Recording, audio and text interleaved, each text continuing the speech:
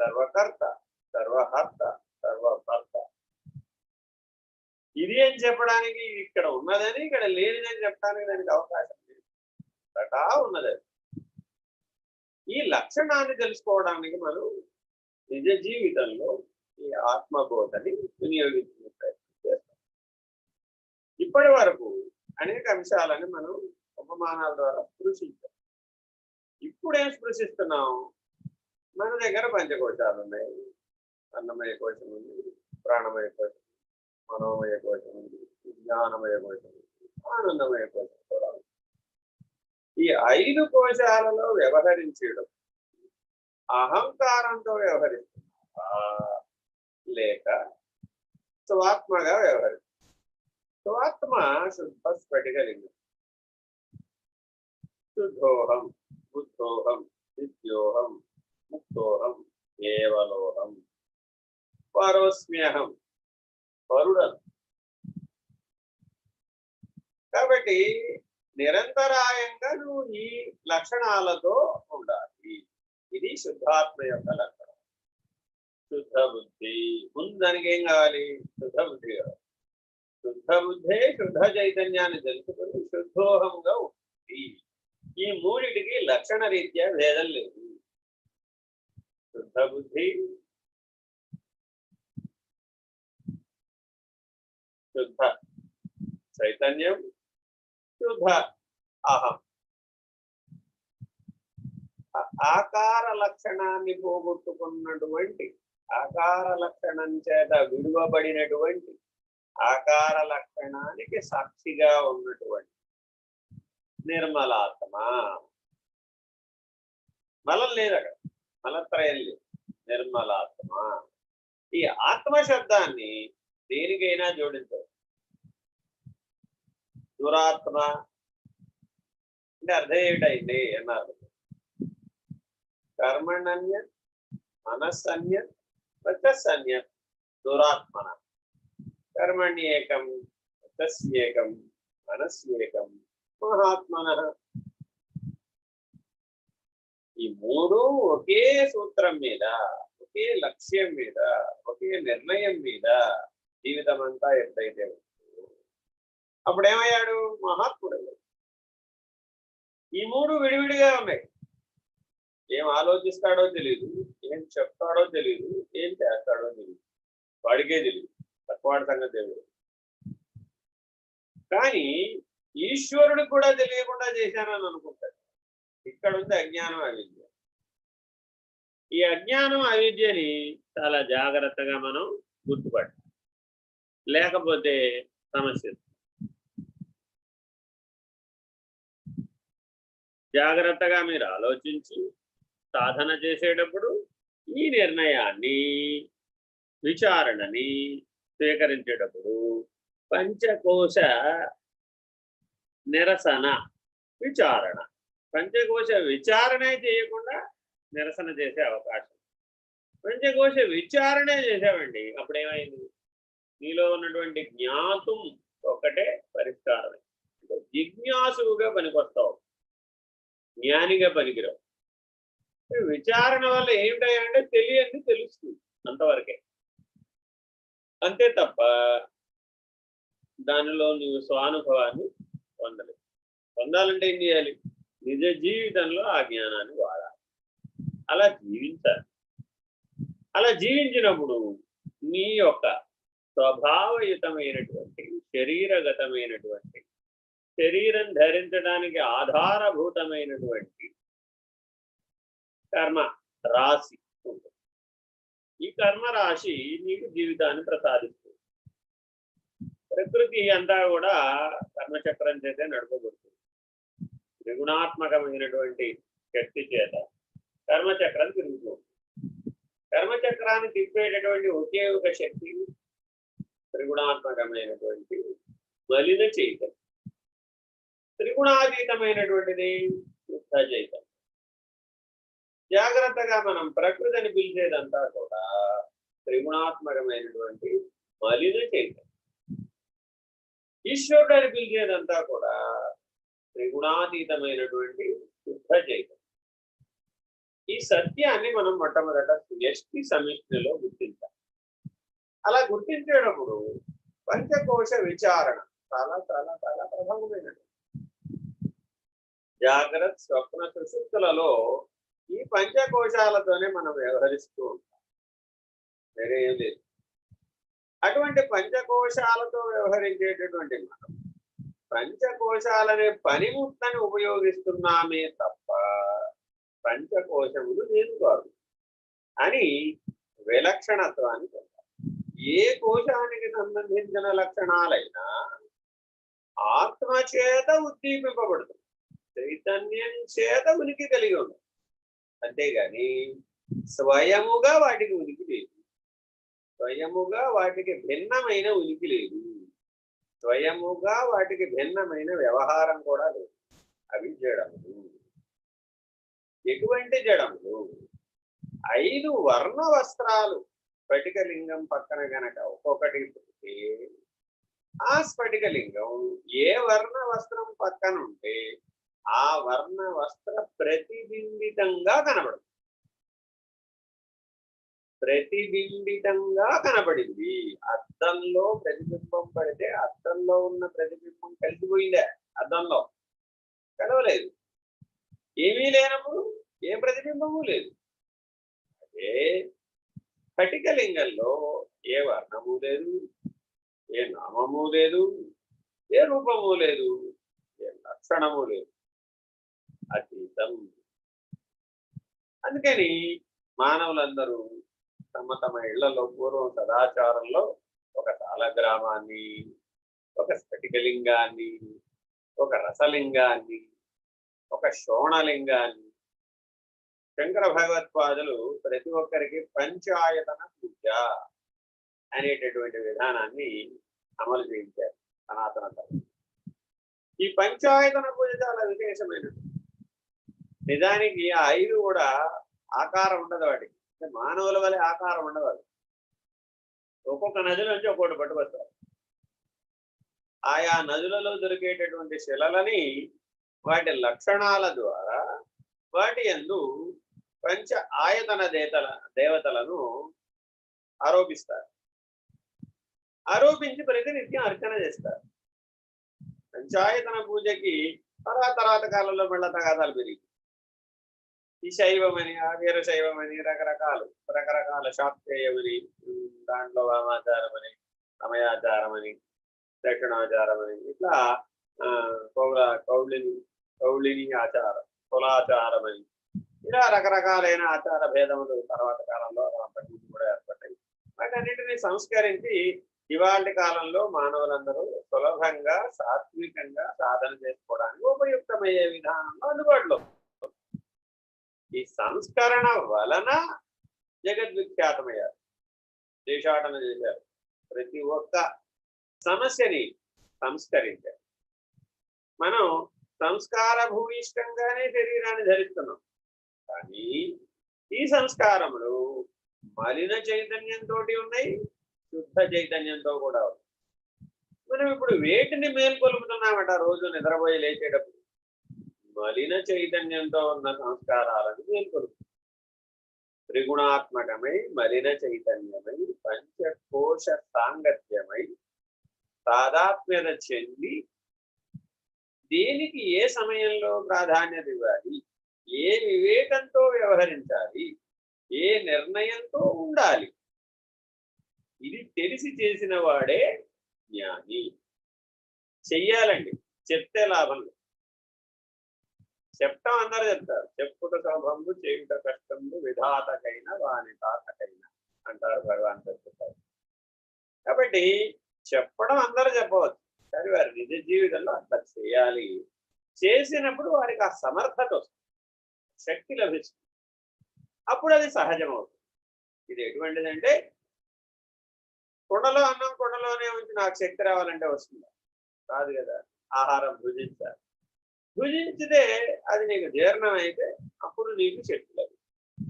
ఆ శక్తిని వినియోగించి నువ్వు సత్ఫలితాలను సాధిస్తే నీ సామర్థ్యం నీకే నిరూపితం. ఈ ప్రపంచంలో నువ్వు వ్యవహరించడం దేనికయ్యా? ఈ పంచకోశాలతో అంటే నీ సామర్థ్యం నీకే నిరూపితం అవడానికి. ఎందుకంటే నీకంటే అన్యం ఈ ప్రపంచంలో ఎవరు లేరు కాదు. నీకంటే అన్యం ఈ ప్రపంచంలో వేరే ఎవరు లేరు. ఎందుకని నీ పంచకోశాలు కూడా ఆకాశంగా ఉన్నటువంటి, ఆకాశానికి ఆధారంగా ఉన్నటువంటి ఆత్మయందు అంశీకృతం. ఎందుకని ఈ పంచకోశాలు, ఆ పంచ తన్మాత్రలు మధ్యలో ఉన్న పంచభూతాలు, కింద ఉన్నటువంటి పంచ ఇంద్రియాలు, దానికి బయట ఉన్నటువంటి పంచ విషయాలు. ఎన్ని రకాలుగా ఐదులుగా ఎన్ని రకాలుగా చెప్పుకున్నా ఇవన్నీ స్వాత్మ అనే సర్వాధార స్థితి అంశీకృతంగా ఉన్నాయి. ఈ స్వాత్మ స్థితిని ఎవరైతే తెలుసుకోగలిగారో వాడు కైవల్యానికి అధికారిత్వానికి పొందారు. వాడు కేవలాత్మ స్థితిని తెలుసుకుంటారు, కేవలోహంగా మారిపోతారు, నిర్ణయాన్ని పొందారు. జాగ్రత్తగా ఈ నడకని తెలుసుకోవాలి. దేహాత్మ, అంతరాత్మ, పరమాత్మ, కేవలాత్మ, చతురాత్మ. ఈ నడకని పంచకోశ విచారణలో జాగ్రత్తగా పట్టుకోవాలి. ఒక్కొక్క కోశం యొక్క లక్షణాలను తెలుసుకోవాలి. ఆ కోశ లక్షణాలను సత్, చైతన్యము, ప్రకాశము, జ్ఞానము, ఆనందము అనే 5 లక్షణాలతో చూడాలి. చూసి ఏం చేయాలి? అవి సర్వవ్యాపకమై అంతటా ఉన్న లక్షణములు.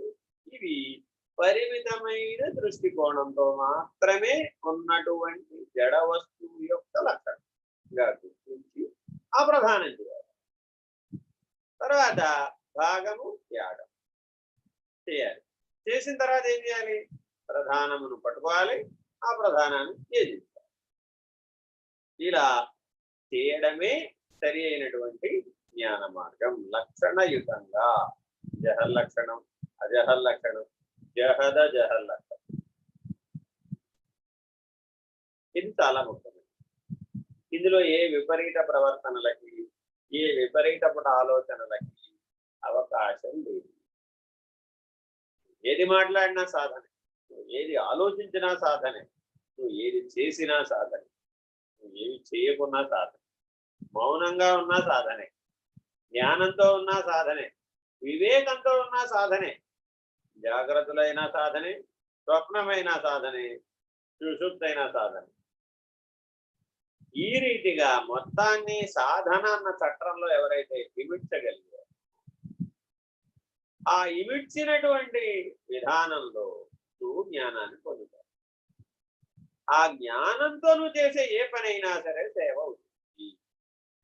భార్య భర్త గారికి అన్నం వండి పెట్టింది, ఇది సేవ అవుతుందా అని అడిగారు. అవుతుంది. ఇప్పుడు స్వాత్మ జ్ఞానంతో, స్వరూప జ్ఞానంతో చేసినప్పుడు అవుతుంది. తల్లి పిల్లలను పెంచి పెద్ద చేసి సేవ అవుతుందా? అవుతుంది. ఎప్పుడు అవుతుంది? స్వరూప జ్ఞానంతో. ఇలా అందరూ స్వరూప జ్ఞాన నిష్ఠులుగా ఉండేటటువంటి ఉత్తమ జీవన విధానం సాధన, సేవ. ఇవి మానవ జీవితంలో మాత్రమే అంతర్భాగం. ఇవి జంతువులు ఏమీ చేయలేవు. అందుకని జంతువునాం నరజన్మ దుర్లభం అనేటటువంటి సూత్రాన్ని అందిస్తుంది వివేకుడు. జాగ్రత్తగా ఈ పంచకోశ విచారణ శ్లోకం పూర్తయ్యేటప్పటికీ ప్రతి ఒక్కరూ పంచకోశ విరక్షణ విచారణ పూర్తి చేయాలి, నిరసన కూడా పూర్తి చేయాలి. ఈ అన్నమయ కోసము ఒక కాలములో అగుపించి మరి ఒక కాలములో అంతరించు పరిమిత మనుగడ గలది. అంటే కాసేపు కనపడింది ఈ శరీరం, కాసేపటి తర్వాత ఉంటుందో లేదో ఎవరికి తెలియదు. ఆ కాసేపు ఉన్నప్పుడల్లా నేను నేను నేను నేను అని అనుకుంటుంటాను, భ్రాంతి చేత, అవిద్య చేత. తత్కాలవత్ ఆ కాసేపు, ఆ శరీరం, ఆ పనిముట్టు, ఆ కొండ, ఆ గాలి గుడగా. గురుగారు, సారీ ఫర్ ది ఇంటరప్షన్ అండి. ఇయర్ ఫోన్స్ పెట్టుకోవడం అవుతుందా సార్? ఆడియో అంటే ఇయర్ ఫోన్ పెట్టుకుంటే మీరు చదివేది బయటకు వినపడదు. నేను మాట్లాడేది వినపడలేదా? అంటే కొంచెం ఈరోజు క్వాలిటీ తేడా క్లారిటీ వచ్చిందండి. తగ్గిందా? అవునండి.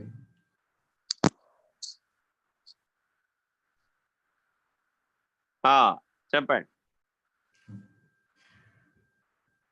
రెండవది ప్రాణమయ కోసము. క కర్మేంద్రియములతో కలిసి జరుగు ప్రాణ సంచారము ప్రాణమయ కోసము. ప్రాణమయ కోసముచే పరివేష్టితమై అన్నమయ కోసము తన వ్యాపారములను కొనసాగించును. ప్రాణమయ కోశం అంటే ప్రాణ ప్రవాహం అంతా ప్రాణమయ కోశమే. ఇలా గుర్తుపట్టాలి. పంచ ప్రాణాల యొక్క ప్రాణ ప్రవాహం మనలో మన శరీరం అంతా వ్యాపకమై పని జరుగుతూ ఉంది. ఏ ప్రాణం సరిగ్గా పనిచేయకపోతే ఆ ప్రాణానికి సంబంధించిన వ్యవహారానికి సంబంధించిన అవయవ విచ్ఛేద్యం జరుగుతూ ఉంటుంది. అక్కడ కర్మ బాగా అనుభవానికి వస్తుంది. ఆయా ఇంద్రియాలలో ఆయా శరీర భాగాలలో ప్రాణ ప్రవాహం తగ్గిపోయి అవి అచేతన స్థితికి చేరిపోతూ ఉంటాయి. సచేతనమై ఉన్నటువంటివి కాస్త అచేతనం అయిపోతుంటాయి. ఈ అన్నమయ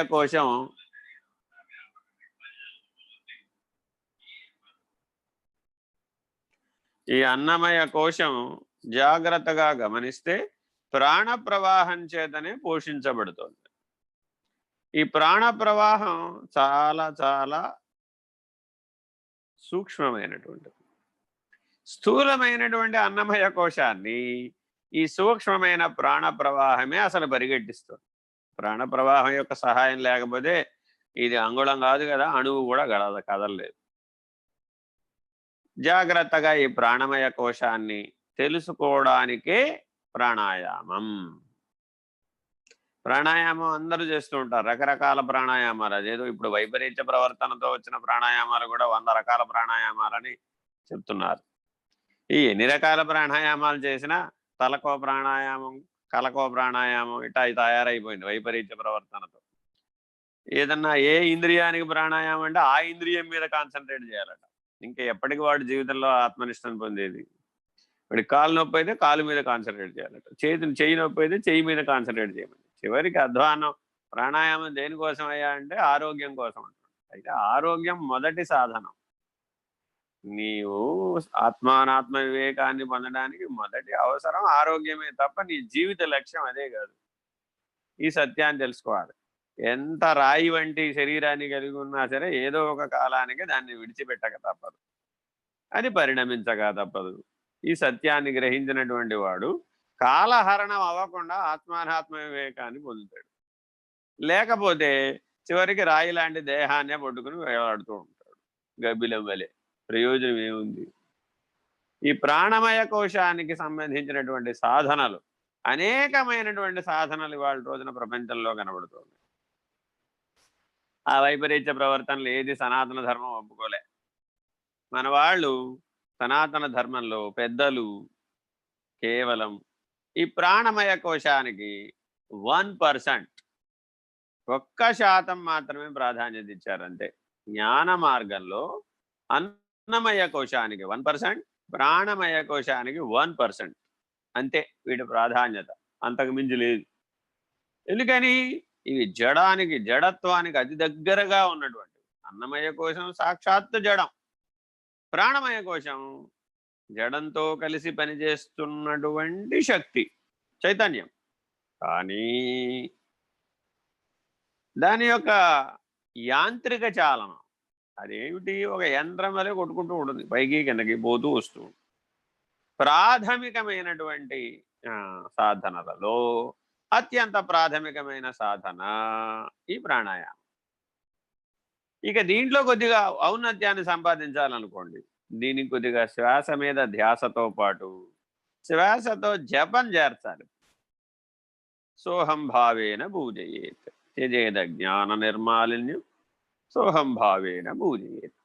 హంసమంత్రాన్ని లేదా గురుమాలా మంత్రాన్ని లేదా అమ్మవారి మాలా మంత్రాన్ని లేదా గాయత్రి మంత్రాన్ని లేదా ప్రణవానుసంధానాన్ని చేర్చాలి. చేర్చి ఆ అనుసంధాన ప్రక్రియ వలన ప్రాణ ప్రవాహంలో ఏర్పడుతున్న మాలిన్యం అంతా తొలగిపోతుంది. అన్నమయ కోశమే నేను అనే భ్రాంతిని కలిగించేటటువంటి లక్షణం ప్రాణమయ కోశంలో ఉంటుంది. ఎంతసేపు ఈ ప్రాణమయ కోశం దాని పని ఏమిటయ్యా అంటే, నీకు ఆకలి ఉందని, నీకు నిద్ర ఉందని, నీకు దాహం వేస్తోందని, రకరకాలైన సుఖదుఖ శారీరక సుఖదుఖ భోగాలనన్నింటినీ తెలియచెప్పేటటువంటి ఏకైక శక్తి కారకం ప్రాణప్రవాహం. నిజానికి అది లేకపోతే నువ్వు శరీరంలో నిలబడలేవు. ప్రాణం పోయింది అంటున్నావు, ఎక్కడికి పోయింది? శరీరం పోయిందా, ప్రాణం పోయిందా, జీవుడు పోయాడా? ఈ విచారణ చాలా ముఖ్యమైనటువంటి. దేహాంతర ప్రాప్తికి వెళ్ళిన వాడెవడు? శరీరం వెళ్ళలేదు, ప్రాణం అంతకంటే వెళ్ళలేదు. ఎందుకని? ఆ పరిమితమైన గూటిలో కొట్టుకునే చిలకది, ఆ పరిమితమైన గూడులో కొట్టుకునే గాలి బుడగది. ప్రాణమయ కోశానికి గాలి బుడగని పేరు. Very important. అందువల్ల ఈ ప్రాణమయ కోశ లక్షణాలను తెలుసుకో చాలు. అవి నేను కాదని సహజంగా విలక్షణంగా ఉండు. వాటి చేత వాటి వాటి అవసరాలు ఏవో శారీరక అవసరాలు ఏర్పడతాయి.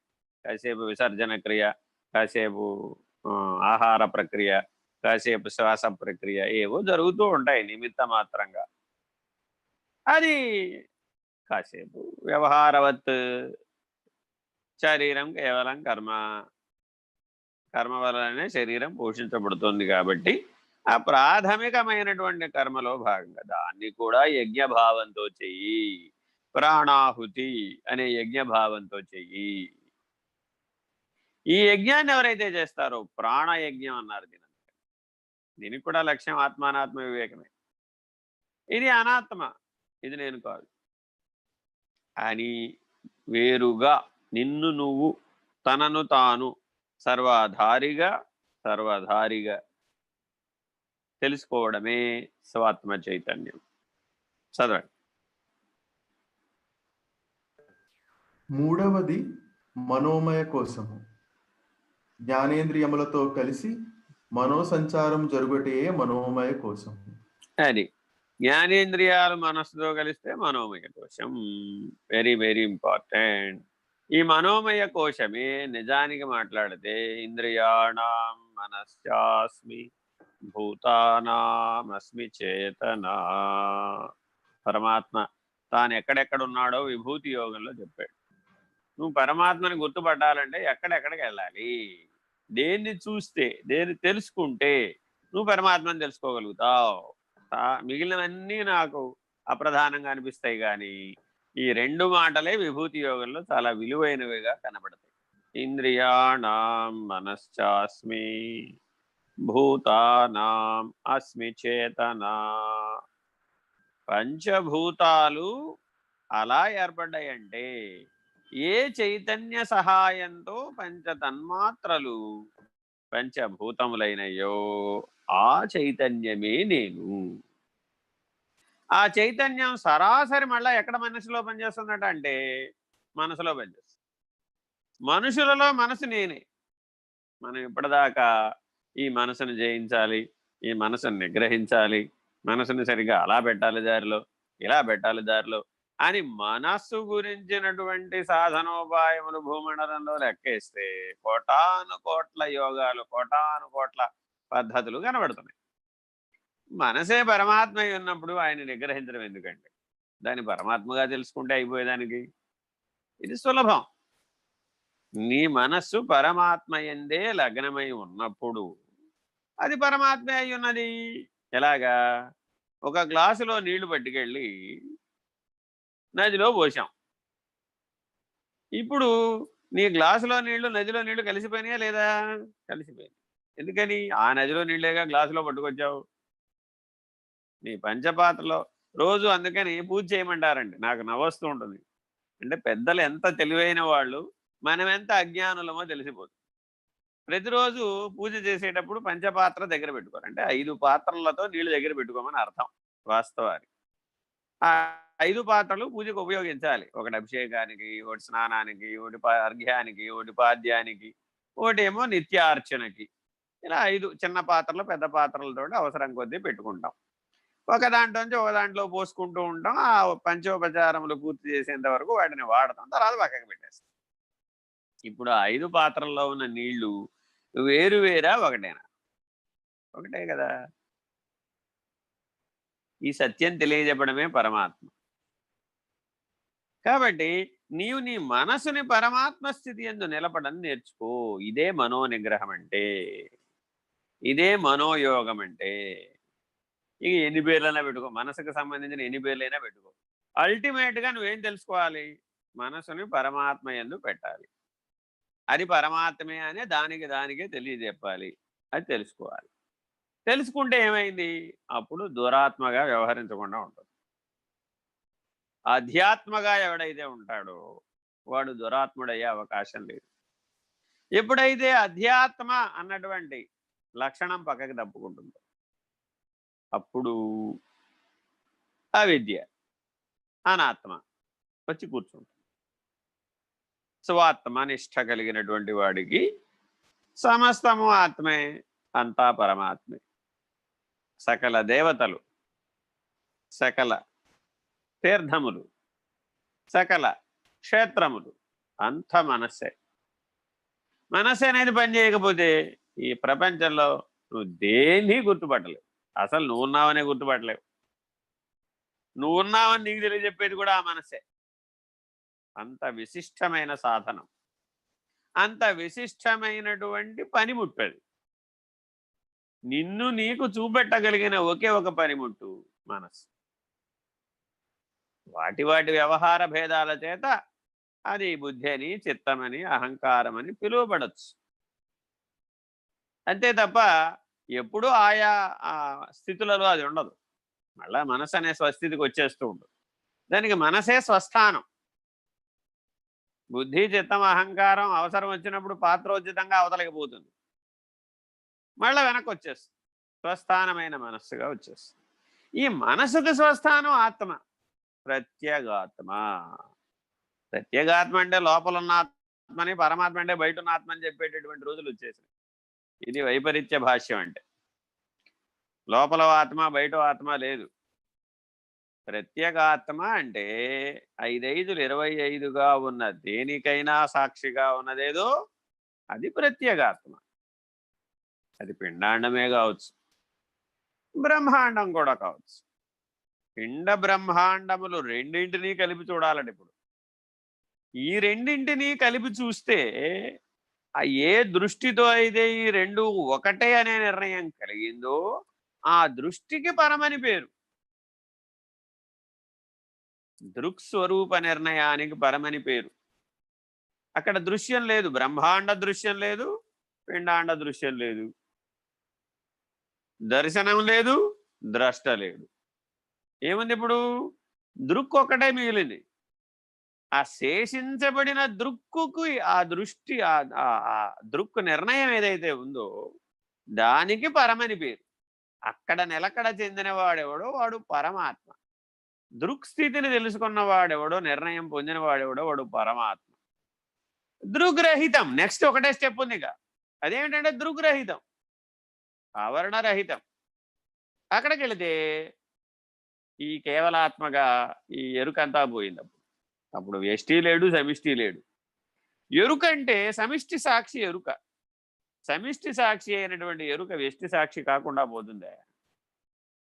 ఇలా జాగ్రత్తగా వేదాంతంలో చెప్పేటటువంటి స్థితి భేదాన్ని అర్థం చేసుకోవాలి, అవగాహన చేసుకోవాలి. స్వానుభవంలో అలా ఉండాలి. అందువల్ల మనసుతో పోరాడవద్దు. పెద్దలు చెప్పిన మాట ఏమిటంటే మనసుతో పోరాడమాకండి. పోరాడే ప్రయోజనం ఏముంది? నీ పనిముట్లతో పోరాడుతున్నావంటే అర్థం ఏంటి? an unskillful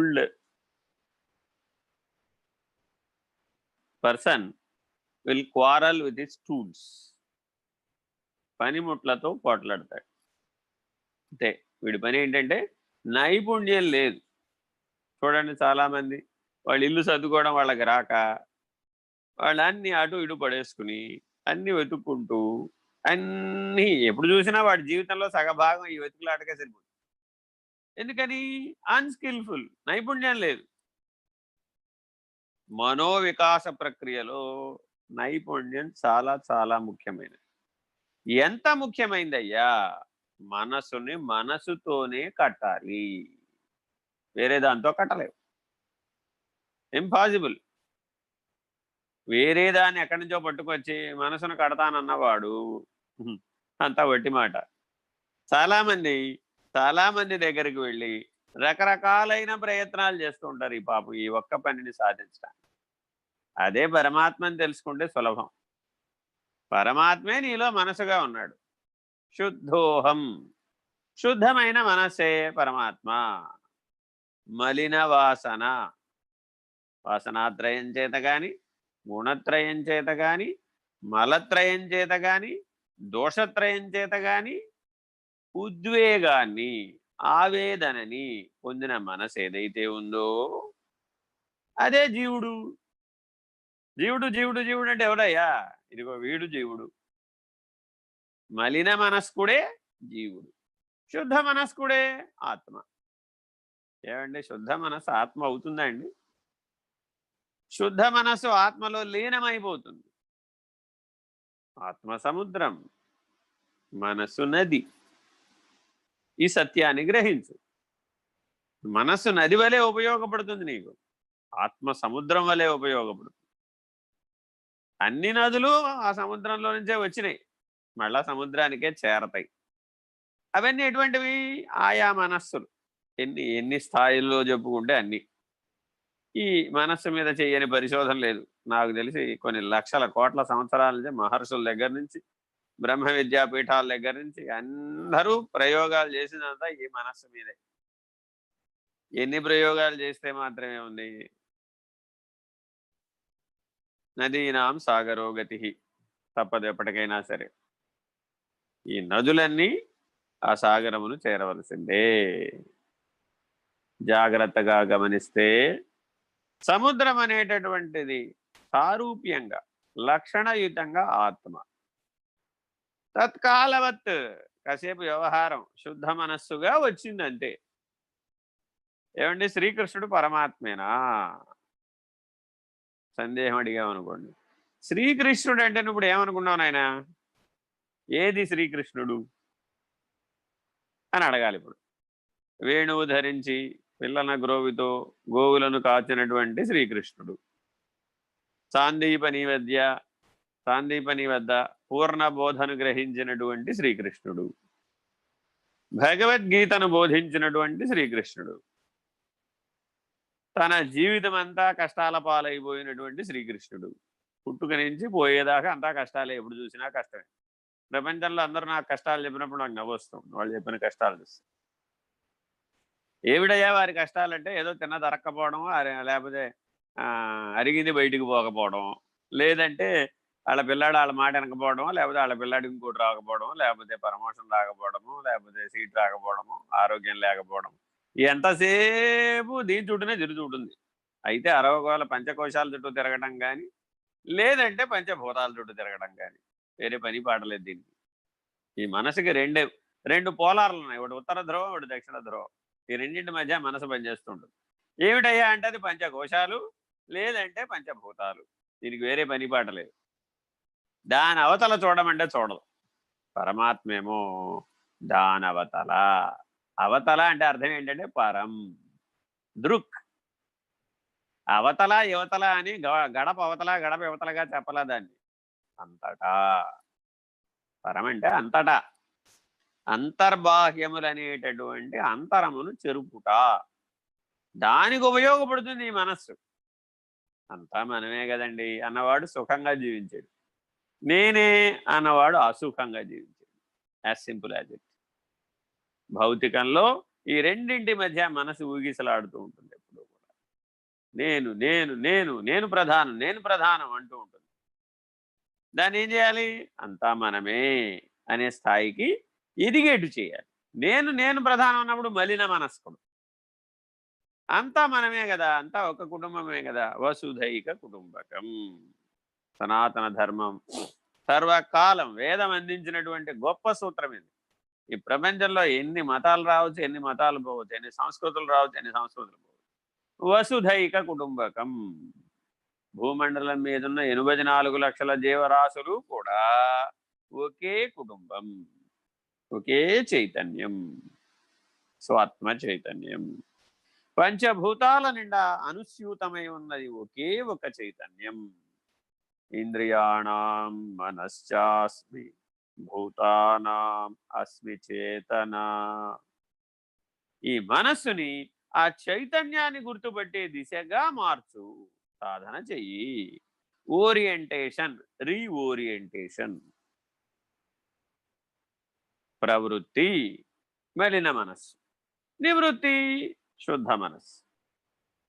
ఇలా మార్చుకో. చైతన్యాన్ని గుర్తుపట్టగానే నది సముద్రంలో కలిసిపోతుంది, వేగంగా వెళ్ళి కలిసిపోతుంది. అందుకని నది సముద్రంలో కలిసే స్థానంలో వడి ఎక్కువ ఉంటుంది. అందుకని సంగమ స్థానంలో స్నానం చేసేప్పుడు చాలా జాగ్రత్తగా ఉండాలంట. పుట్టుకుపోతాం సముద్రంలో. ఆ నదీ గర్భం ఆ సముద్ర గర్భం అలా కలిసిపోతుంది. ఇలా జాగ్రత్తగా ఎవరైతే మునక వెయ్యాలట. ఇందులో అందరూ స్నానానికి వెళ్ళినప్పుడు ఏం చేస్తారు? మునకేస్తారు. 3 మునకలు చాలరా బాబు. 3 మునకలే ఎందుకు చాలు? త్రిపుటి పోయింది అప్పుడు. గుణాతీతం, త్రిపుటికి అతీతం అయిపోతాడు అప్పుడు. ఇలా జాగ్రత్తగా నీవు మనసుని చైతన్యంగా గుర్తించు. మనోమయ కోశం అనే ఆవరణగా చూడకూడదు. అలా గనక ఆవరణగా చూస్తేనేమో జీవుడైపోయాడు. చైతన్యంగా చూశాడు, ఆత్మనిష్ఠుడయ్యాడు. నేను నాది అను అహంకార మమకారాదులు మనస్సులో తలెత్తును. అది 2 ధ్రువాలు ఉంటాయి దీనికి. ఒకటి ఏం చేస్తుంది? నేననే అహంకారం, ఐడెంటిటీ క్రైసిస్. ప్రతిదీ గుర్తుపెట్టుకోండి. ఇవాళ అసలు చిన్న పిల్లవాడి దగ్గర నుంచి పూర్వం మా చిన్నప్పుడు ఈ గొడవ లేదు. అహంకారంతో మళ్ళీ అప్పుడు అందరూ సమానమే కదా నాన్న అనేవాడు పెద్దలు. ఇంట్లో పెద్దలైనా అంతే, ఎక్కడ పెద్దలైనా అంతే, స్కూల్లో పెద్దలైనా అంతే. అందరూ మీరంతా సమానం కదా నాన్న మాకు అనేవాడు. ఇప్పుడు ఏం చేస్తున్నాం? మా అబ్బాయి స్పెషల్ అండి, మా అబ్బాయికి 100కి 95 మార్కులు వస్తాయి, మీరు అందరితో సమానం అంటే కుదరదు. మా అబ్బాయి స్టార్ రేటింగ్ ఇవ్వాలి మీరు, మా అబ్బాయికి స్టార్ బ్యాచ్లో పెట్టాలి మీరు. ఏది? ఎల్కేజీ నుంచే స్టార్ బ్యాచ్. ఎంత జ్ఞానమో అర్థం లేదు. వాడిలో ఉన్నటువంటి స్వయం ప్రతిభని ఎవరు దాచగలరు? ప్రతిభ అనేది చైతన్యం, ప్రతిభ అనేది సూర్యప్రకాశం. అది ఆయా రంగాలలో పనిచేస్తుంది సహజంగా. కానీ తల్లిదండ్రులు వాడిని ప్రత్యేకంగా చూడటం, ప్రత్యేకమని చెప్పటం, ప్రత్యేకమని పిలవటం, ప్రత్యేకంగా వాడిని నిలపటం, ఈ పనిలో పడిపోయారు. ఎందుకంటే పూర్వం మనకంటే ముందు తరాలు 10 మంది పిల్లల్లో వాడొకడు, ఏం ఇబ్బంది లేదు. ఇప్పుడు 0 కొట్టేశాం, ఒకడే. ఈ ఏకైక అన్న గొడవ వచ్చినప్పటి నుంచి ఏమయ్యాడంటే వాడే ప్రత్యేకం. ఒంటికాయ సొంటికొమ్ము, సొంఠెలా ప్రత్యేకము. జాగ్రత్తగా ఈ సొంఠి లాంటి వాడు ఏం చేస్తాడంటే సొంఠి శోధిస్తుంది, దాని లక్షణం అది. తల్లిదండ్రుల యొక్క జీవితాన్ని శోధించడానికి పనికొస్తాడు వీడు. జాగ్రత్తగా ఉండాలన్నమాట. ప్రకృతి అంతా కూడా ఎప్పుడూ సమిష్టి. 5 పంచభూతాలు విడివిడిగా పనిచేయడం లేదుగా, కలిసే పనిచేస్తున్నాయి. అందుకే పంచీకరణ తెలుసుకోవాలి. ప్రతి దాంట్లోనూ ఇంకో 4 మిగిలిన 4 ఉన్నాయి. కానీ అధిష్టానంగా ఉన్నటువంటివి ఉన్నాయి, అవి పంచ తన్మాత్రలు. వాటికి అధిష్టానంగా ఉన్నది బ్రహ్మము, ఆత్మ. కాబట్టి సర్వాధిష్టానమద్వయం అనే నిర్ణయానికి చేరాలి ఈ మనోమయ కోశాన్ని ఉపయోగించి. దీనికంత ప్రతిభావంతమైనటువంటి, నిజానికి నీ శుద్ధాత్మ స్వరూపాన్ని నీకే తెలియజెప్పగలిగే గొప్ప సాధనం మనోమయ కోశం. చదవండి. మనోమయ కోశము ప్రాణమయ కోశమును వ్యాపించి ఉండును. అది ఒక దాంట్లో ఒకటి ఇది అనుస్యూతంగా ఉన్నదండి. ఎందుకంటే దానికంటే ఇది సూక్ష్మం. స్థూలంగా కనబడుతున్న అన్నమయ కోశంలో ప్రాణమయ కోశం ప్రతి నరంలోను, ప్రతి నాడిలోను రక్త ప్రవాహం ద్వారా వ్యాపకమై ఉంది. ఇప్పుడు ఆ రక్త ప్రవాహం ఎక్కడ దాకా అయితే వెళ్ళిందో అక్కడ దాకా స్పర్శ జ్ఞానం కూడా వెళ్ళింది. ఎక్కడెక్కడైతే స్పర్శ జ్ఞానం లేదో అక్కడ రక్త ప్రవాహం లేదని గుర్తు. ఇది బాగా గుర్తుపెట్టుకోవాలి. ముఖ్యంగా షుగర్ పేషెంట్లకి అరికాళ్లలో నరాలు మొద్దుబారిపోతూ ఉంటాయి. వాడికి అందుకని కాళ్ళకి ఏమైనా తగిలినా గుచ్చుకున్నా పుండైనా వాడికి తెలియదు, తర్వాత కాళ్ళు తీసేయడమే. ఇలాగా నరాల చివరల దాకా రక్త ప్రసరణ ఉండేటట్లుగా ప్రాణమయ కోశం రక్తాన్ని పట్టుకెళ్ళింది నరాల్లో.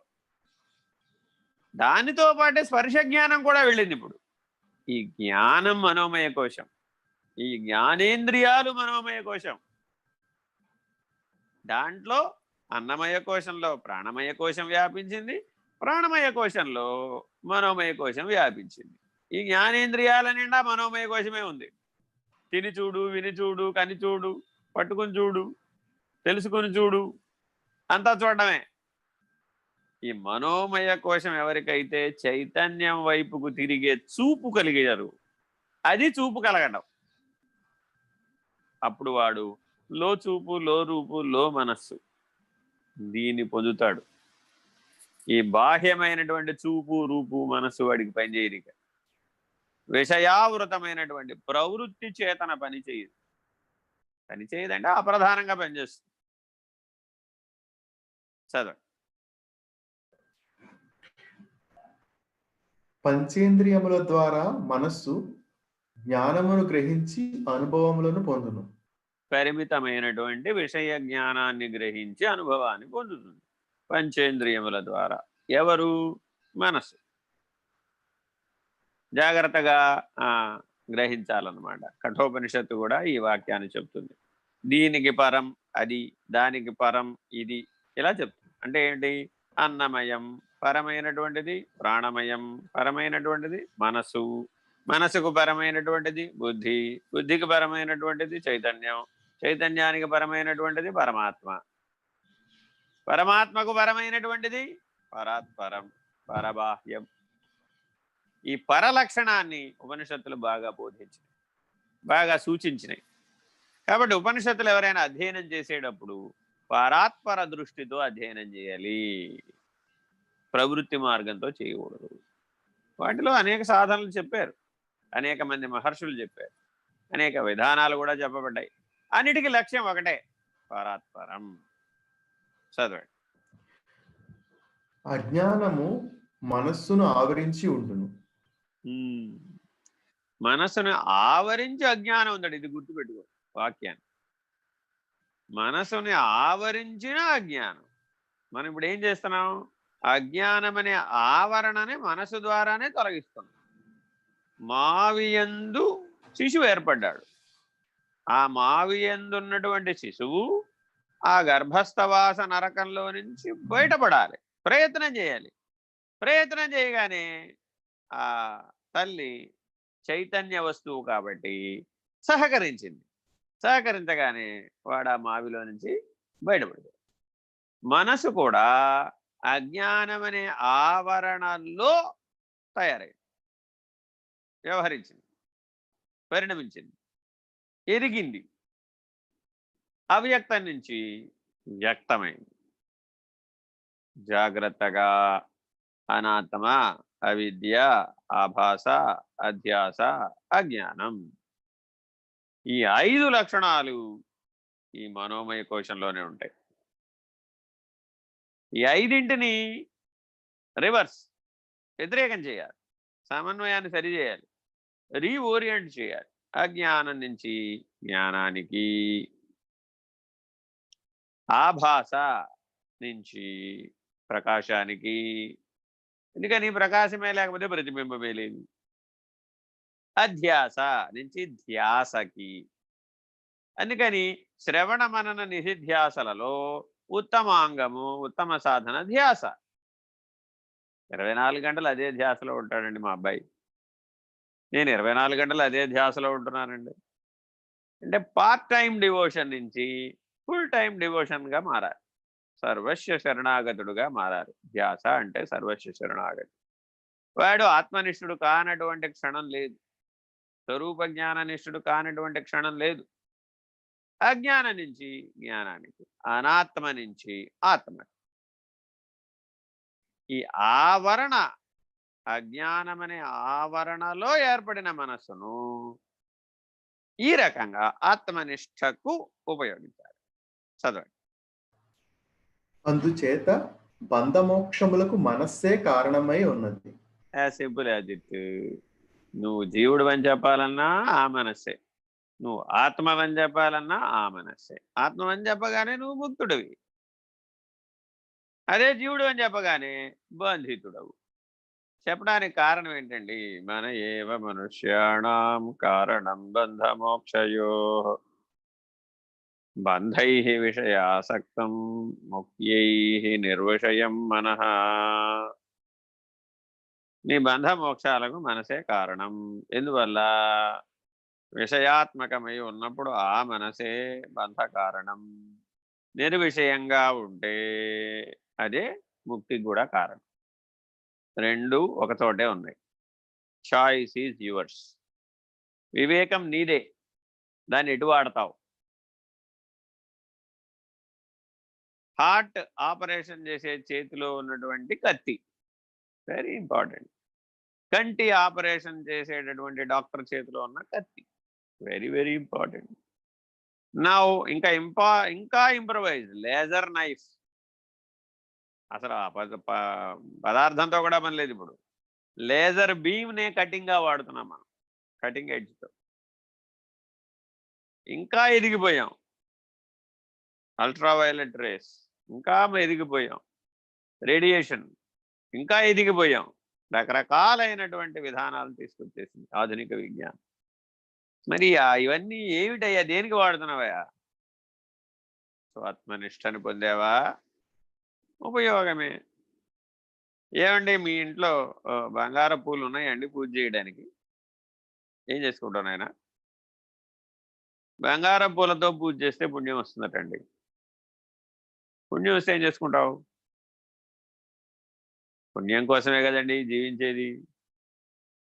కాబట్టి ఈ రకమైనటువంటి పద్ధతిగా వెళ్ళిపోతూ ఉంటుంది మనస్సు. స్వరూప జ్ఞాన నిష్టకి వాడాలి మనస్సు యొక్క శక్తినంతా. చదవండి.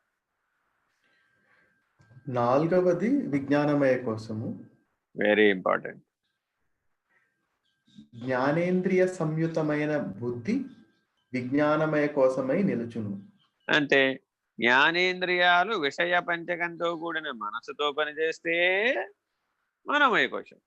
జ్ఞానేంద్రియాలు జ్ఞానంతో బుద్ధితో కలిసి పనిచేసినాయి, అప్పుడు విజ్ఞానమయ కోశం. చూడండి, ఇందాక ఏం చెప్పాడు? అన్నమయ కోశం లోపల స్థూలమైన అన్నమయ కోశంలో సూక్ష్మమైన ప్రాణమయ కోశం, దాని లోపలికి సూక్ష్మమైన మనోమయ కోశం, దాని వెనక పనిచేస్తోంది విజ్ఞానమయ కోశం. ప్రతి సంవేదన, ప్రతి నరము, ప్రతి కణము, మన శరీరంలో ఉన్న ప్రతి కణము జ్ఞాన ప్రబోధ చేస్తోంది. జ్ఞానం దృష్ట్యా విజ్ఞానమయ కోశంలో భాగమై ఉంది. ఒక కణం పుట్టాలన్నా విజ్ఞానమయ కోశం పనిచేయాలి. ఒక కణం చనిపోవాలన్నా విజ్ఞానమయ కోశం పనిచేయాలి. ఒక కణం డిస్పోజ్ చేయబడాలన్నా, చనిపోయింది బయటికి పోవాలి, అది కూడా విజ్ఞానమయ కోశమే. ప్రతి అవయవంలో ఈ విజ్ఞానమయ కోశం పనిచేస్తుంది. కేవలం మెదడు మాత్రమే ఆజ్ఞలు జారీ చేస్తుంది అనుకుంటారు. సమయానికి లివర్ పనిచేయకపోతే ఏం లాభం లేదు, సమయానికి కిడ్నీలు పనిచేయలేకపోతే లాభం లేదు, సమయానికి హార్ట్ పనిచేయకపోతే లాభం లేదు, సమయానికి నీ పొట్ట సరిగా పనిచేయకపోయినా, నీ జీర్ణాశయం, నీ ప్రేవులు, నీ చిన్న ప్రేవులు కనుక శోషణ శక్తిని కోల్పోతే, నీ ఆహారంలో ఉన్నటువంటి శక్తిని సేకరించగలిగే శక్తి కోల్పోతే, శోషణ, పోషణ, తోషణ, ఈ 3 మాటలు జాగ్రత్తగా గుర్తుపెట్టుకోవాలి. ఈ విజ్ఞానమయ కోశం చేసేది 3 పనులు చేస్తుందట. ఏమిటది? శోషణ, పోషణ, తోషణ. కట్టకడపకటికి 4వ పని మోక్షణ. ఆఖరికి మోక్షాన్ని ఇచ్చేది కూడా ఇదే, విజ్ఞానమయ కోశమే. శోషణ, పోషణ, తోషణ, మోక్షణ. జాగ్రత్తగా ఈ విజ్ఞానమయ కోశం యొక్క వ్యవహారాన్ని గుర్తిస్తే గుర్తించే ప్రతి పని విజ్ఞానమే, వేరే ఏమి లేదు. ఏదైనా గుర్తించవయ్యా, ఆ గుర్తించావంటే చాలు, అది విజ్ఞానమయ కోశంలో భాగమైంది. ఏమండి ఇది ఉప్పు అండి, పంచదార అండి, గుర్తించడానికి దానికి ఒక విధానం ఉంది. ఉప్పు పంచదార. ఏమండి ఇది ఉప్పు అండి, కర్పూరం అండి, ఉప్పు కర్పూరం ఒక పోలిక నుండు, చూడ చూడ రుచుల జాడ వేరు, పురుషులందు పుణ్యపురుషులు వేరయ్య, విశ్వదాభిరామ వినురవేమ. ఈ సూత్రాన్ని ఎప్పుడో చిన్నప్పుడు నేర్పుతారు. కారణం ఏంటంటే క్షర అక్షర పురుషోత్తములనే పురుషత్రయం, క్షర అక్షర ఉత్తమ పురుషులనే పురుషత్రయాన్ని తెలుసుకోగలిగే వివేకం ఈ ఉప్పు కర్పూరం అనే పద్యంలో ఉంది. భౌతికమైన ప్రవృత్తి దృష్ట్యా చూస్తే అంతా ఉప్పు వలె కనబడు. ఉప్పు లేకపోతే మానవ జీవితం లేదు. నీరసం వచ్చిందనగానే ఆ హాస్పిటల్కి వెళ్ళగానే ఉప్పు నీళ్ళే పెట్టేది, అప్పుడు బతుకుతాడు, ప్రాణం వస్తుంది కాస్త, తెలివి వస్తుంది కాస్త. డీహైడ్రేషన్, నీళ్ళ లెవెల్ పడిపోయింది అంటాం, అనగానే ఉప్పు పడిపోతుంది. శరీరంలో 70% నీళ్ళే, మెదడులో 70% ద్రవమే. ఈ ద్రవంలో తేలుతూ ఉంటుంది, అది ఫ్లోట్ అవుతూ ఉంటుంది. జాగ్రత్తగా గమనిస్తే అంతా భౌతిక జగత్తంతా లవణాలే. అసలు భూమి అంతా లవణాలే, ఏ గ్రహానికి వెళ్ళినా లవణాలే, సముద్రంలో కూడా అందుకే లవణాలే. అందుకే మన సముద్రాలన్నీ ఉప్పు సముద్రాలు, లవణ సముద్రాలు. మిలియన్ల సంవత్సరాలు ఈ సముద్రంలోకి ఈ లవణాలు చేరినాయి కాబట్టి అదంతా ఉప్పుగా అయిపోయింది. సరే, జాగ్రత్తగా గమనిస్తే ఈ విజ్ఞానమయ కోశం ఎంత విశేషమైందయ్యా అంటే, చూపు నిలపగలిగే శక్తి, జ్ఞానేంద్రియ ధర్మాలను నిలపగలిగే శక్తిని ఇవ్వగలుగుతుంది ఈ విజ్ఞానమయ కోశం. చూపుని నిలపాలి, వినికిడిని నిలపాలి, ఘరాణాన్ని నిలపాలి, స్పర్శను నిలపాలి, వాటిని వెనక్కి మరలించాలి, తమ మూలం వైపుకు తిప్పాలి. ఉన్మన్యావస్థయా విగత కలిమలం శంకరం నస్మరామి, శంతవ్యో మే పరాధ శివ శివ శివ భో. ఎన్నో కష్టాలు పడి ఎన్నో సాధనలు చేసి ఉన్మనీ అవస్థను సాధించి పరమాత్మ చింతనని వదిలేసాడు. ఏమయ్యాడప్పుడు? మళ్ళా నేననే అహం తలెత్తింది. గుర్తించడం దీని యొక్క విశేష లక్షణం. గుర్తించిన ప్రతి చోట అహాన్ని ప్రతిపాదించడం మాలిన్యం. నేనండి లెక్కలు చకచకా చేసేస్తాను. ఓహో అలాగా, విశేషమే. అసలు నాలాగే ఎవరు లెక్కలు చేయలేడండి. రెండో స్టేట్మెంట్ చూడండి. మొదటి స్టేట్మెంట్లో తప్పులేదు, నాలాగా ఎవరు చేయలేరు. ఏమైంది అప్పుడు? ఎక్కడెక్కడ విజ్ఞానమయ కోశం యొక్క స్ఫుటీకరణ, సంపుటీకరణ ఉందో అక్కడక్కడంతా అహం ప్రతిపాద్యమవుతుంది. ఎంతో మంది ఉన్నారన్నమాట. ఒక డబ్బుల కట్ట చేతికిస్తే అందులో ఎంత డబ్బులు ఉన్నాయో లెక్క పెట్టకుండా చెప్పేవాళ్ళు కూడా ఉన్నారు. సరే, ఏం చేద్దాం అయితే?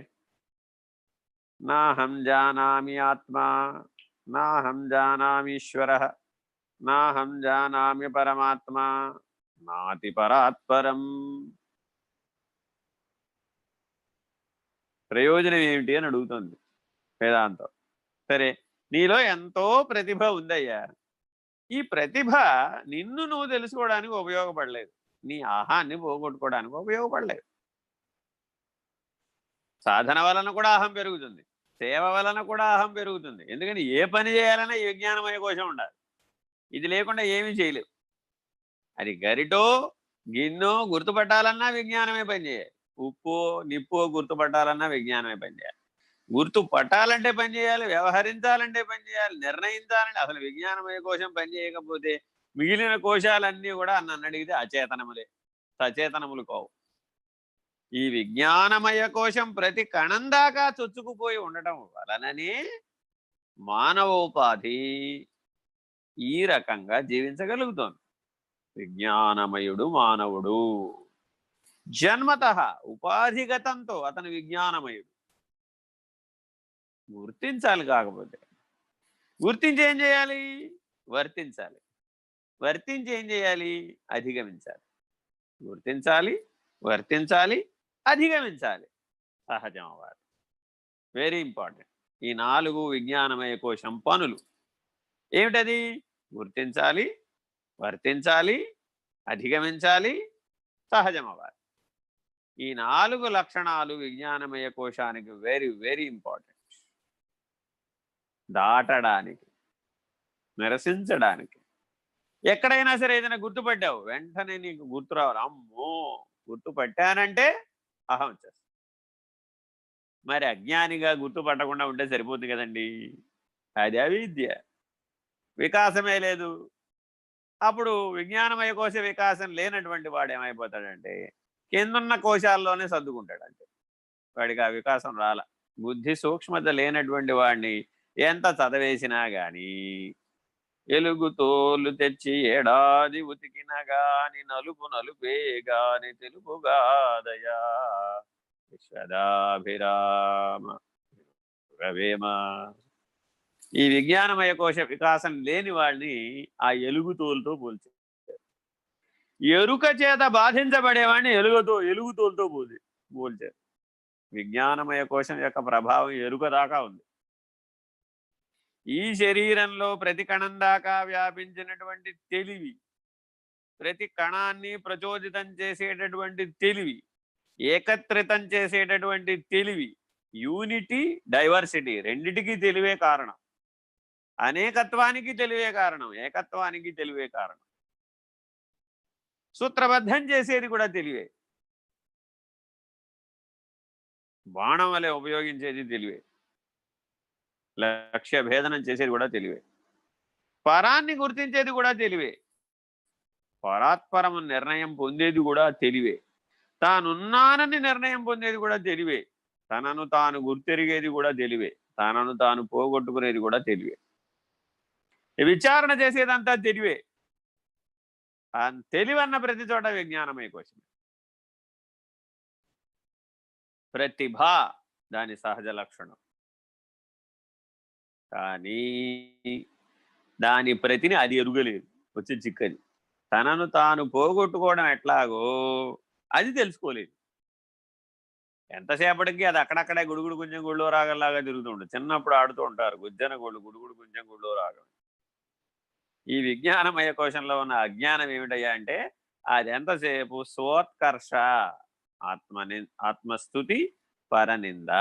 స్వోత్కర్ష, నేనంత గొప్పవాడిని, నేనింత గొప్పవాడిని, నేనంత ప్రతిభావంతుడిని, నేనింత విజ్ఞానవంతుడిని, నేనంత శీలవంతుడిని, నేనంత నిజాయితీపరుణ్ణి, నేనంత ఏ ప్రతిభ ఎందులో పనిచేస్తే వాడికి అది.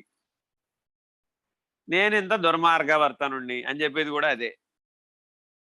నేను లేస్తే మనిషిని కాదంటుంటాడు. వాడు కూడా విజ్ఞానమయ కోసమే. సత్యమే, లేస్తే మనిషి కాదు వాడు. ఇలా జాగ్రత్తగా సకల జీవరాశుల నుంచి సంగ్రహించుకొచ్చినటువంటి సమస్త విజ్ఞానం ఈ విజ్ఞానమయ కోశంలోనే. మానవుడు సముద్ర గర్భాలలోకి వెళ్ళినా, ఆకాశపు అంచులకు వెళ్ళానన్నా, అంతరిక్ష యానం చేశానన్నా ఈ విజ్ఞానమయ కోశ ప్రభావమే. కానీ సోహం, నాహం, ఈ 2 ధ్రువాల మధ్య ఈ విజ్ఞానమయ కోశం పని చేయాలి. కానీ ఎంతసేపు సోహాన్ని పట్టుకుని ఉంటుందంటే నాహం వైపుకు వెళ్ళదు. అసలు సోహం అన్న దానికే రాదు. ఎందుకంటే కోహం అన్న ప్రశ్నే రాలేదు కాబట్టి దానికి. నేనెవరన్న ప్రశ్న వేసుకోవలసింది ఈ విజ్ఞానమయ కోశమే. సమాధానం పొందవలసింది కూడా ఈ విజ్ఞానమయ కోశమే. సాధకుడైన వాడికి సోహం, నాహం అనే ధ్రువముల మధ్య ఈ విజ్ఞానమయ కోశం పరిణమిస్తుంది.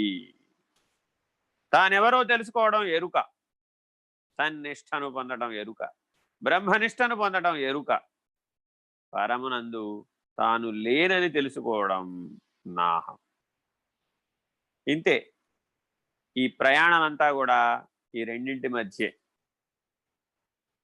జాగ్రత్తగా ఈ విజ్ఞానమయ కోశ లక్షణాలను తెలుసుకుని నివర్తించి జాగ్రత్తగా స్వాత్మనిష్టని, స్వరూప జ్ఞానాన్ని, పరమునందు స్థిరమయ్యేటటువంటి, పరము నిర్ణయమయ్యేటటువంటి, పరము సహజమయ్యేటటువంటి గుర్తించి వర్తించి అధిగమించి సహజంగా ఉన్నది ఉన్నట్లుగా ఉండుట ఎందు స్థిరమై ఉండాలి. హరి ఓం. శ్రీ గురుభ్యో నమః. హరి ఓం.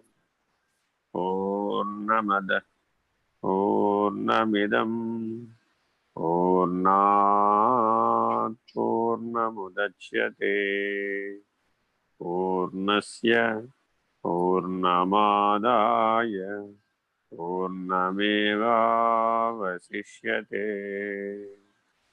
ఓం తత్సత్. ఓం శాంతి శాంతి శాంతి. హరి ఓం. శ్రీ గురుభ్యో నమః. హరి ఓం. నారాయణ నారాయణ. సాయిరామ్ గురు.